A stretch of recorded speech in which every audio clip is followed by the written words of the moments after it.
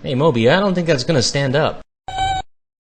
Dear Tim and Moby, how are buildings made? From VC. Well, all buildings have to fight against the force of gravity. Gravity pulls everything on the surface toward the center of the Earth. So any structure we build has to resist a force that wants to pull it down. Well, for a structure to stay up, it has to work with the forces of compression and tension. Compression is a force that squeezes matter together. When matter is compressed, it gets shorter. And tension is just the opposite. It's a force that pulls the material apart. When matter is in tension, it gets longer. Some things we build stay up pretty easily, without any internal structure.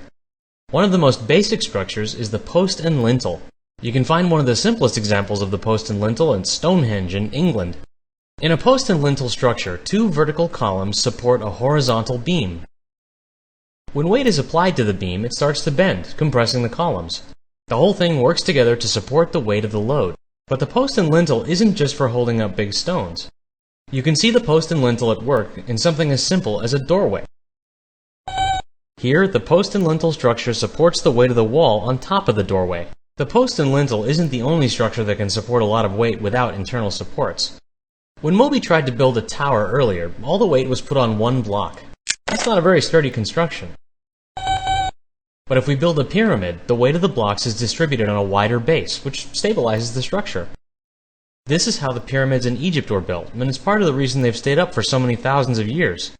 Pyramids can be as tall as they are because they rest on a really wide base that can support the weight of all the stone. The wider the base, the higher you can build the structure. Imagine if the pyramids were 5 times as tall. The base of the pyramid would have to be enormous to support all that height. Pyramids and posts and lintels are good for simple buildings, but eventually people had to figure out better ways of keeping structures up.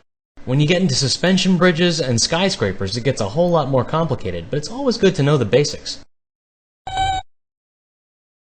I think you're going to need more blocks for that, Moby.